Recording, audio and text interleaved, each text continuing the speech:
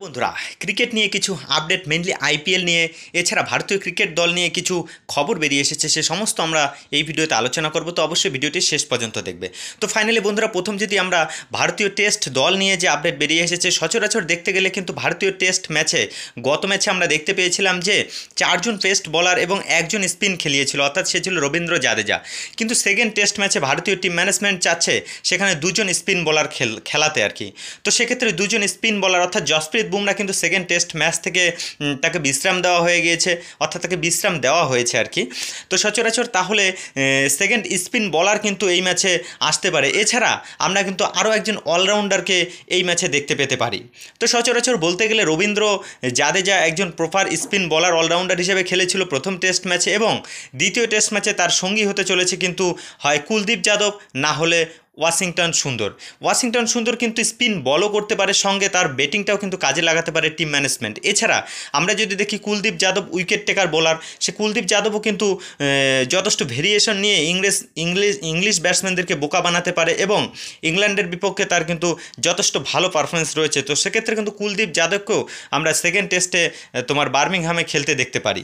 তো যদি ভুল না হয় এটাও কিন্তু করতে পারে টিম ম্যানেজমেন্ট রবীন্দ্র জাদেজা, যেহেতু রবীন্দ্র জাদেজা যদি খেলে এবং কুলদীপ যাদব দুজনই লেফট হ্যান্ড বোলার হয়ে যাবে। সো সেক্ষেত্রে কিন্তু ভারতীয় টিম ম্যানেজমেন্ট এটা করতে পারে যে তোমার রবীন্দ্র জাদেজাকে বসিয়ে তোমার ওয়াশিংটন সুন্দর এবং সঙ্গে কুলদীপ যাদব দুই স্পিন বলারকে খেলাতে পারে। ওয়াশিংটন সুন্দরকে কিন্তু গৌতম গম্ভীর খুব পছন্দ করে, আমরা দেখতে পেয়েছি বর্ডার গাভাস্কার ট্রফিতেও কিন্তু ওয়াশিংটন সুন্দর প্রথম চয়েস গৌতম গম্ভীরের বোলার ছিল। সো সেক্ষেত্রে কিন্তু ওয়াশিংটন সুন্দর সেকেন্ড টেস্ট ম্যাচে খেলতে পারে সঙ্গে কুলদীপ যাদব, অর্থাৎ মেনলি বলতে গেলে 2জন স্পিন বোলারকে কিন্তু ফার্স্ট 11-এ খেলাতে চলছে টিম ম্যানেজমেন্ট সেকেন্ড টেস্ট ম্যাচে। এছাড়া আর যে আপডেট বেরিয়ে এসেছে, সেই সেকেন্ড টেস্ট ম্যাচে কিন্তু আরও একটি আরও একজন পেস অলরাউন্ডারের অন্তর্ভুক্ত হতে পারে। তোমরা যদি দেখো নীতিশ কুমার রেড্ডি, যে প্লেয়ারটি কিন্তু সাদা বলের ফরম্যাটে ভালো লাল বলের ফরম্যাটে কিন্তু যথেষ্ট ভালো পারফরমেন্স আমরা অস্ট্রেলিয়ার মাটিতে দেখতে পেয়েছি, সেই নীতিশ কুমার রেড্ডিকেও কিন্তু খেলাতে পারে টিম ম্যানেজমেন্ট।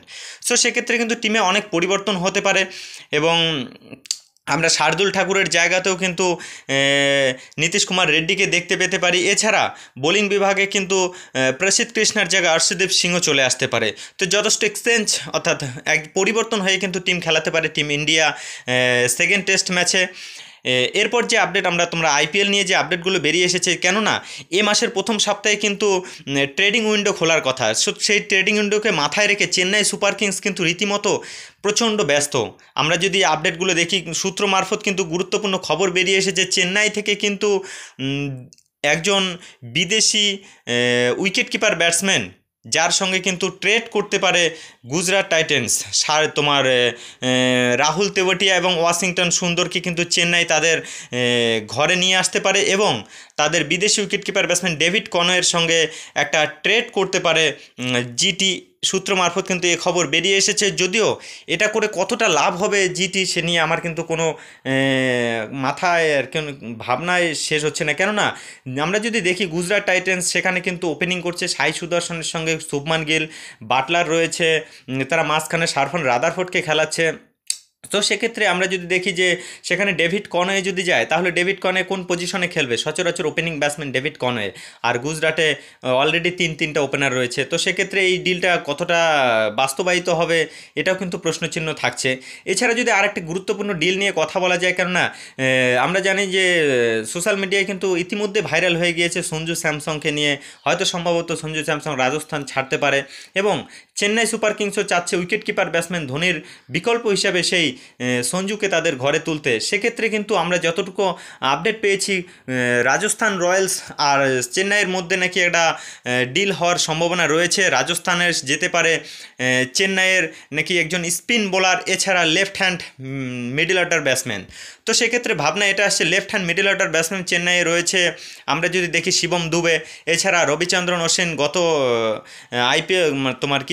গত সেশন আইপিএল আমরা তাকে রাজস্থানে দেখতে পেয়েছি। তো সেক্ষেত্রে রবিচন্দ্রন অশ্বিন এছাড়া শুভম দুবে, এই দুটো প্লেয়ারের পরিবর্তে নাকি সঞ্জু রাজস্থানে তোমার সিএসকেতে আসতে চলেছে।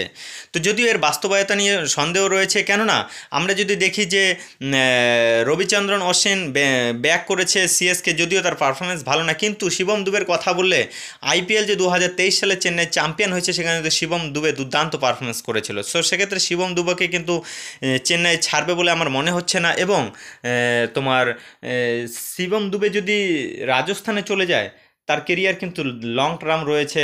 তো সেক্ষেত্রে রাজস্থান কি তোমার চেন্নাই সুপার কিংস কি শিবম দুবেকে ছাড়বে? এবং তোমার সিএসকে কি তোমরা সঞ্জু স্যামসংকে দেখতে পারবে? এ নিয়ে কিন্তু একটা দ্বিধা রয়েছে। তোমাদের কি মনে হয় অবশ্যই কমেন্ট করে জানিয়ে দিও। বাস এই আপডেটগুলো দেওয়ার ছিল। এছাড়া আগামীকাল কিন্তু শুরু হয়ে যাচ্ছে সেই সেকেন্ড টেস্ট ম্যাচ, নজর অবশ্যই থাকবে। এই ভিডিওটা পর্যন্ত, বাই বাই।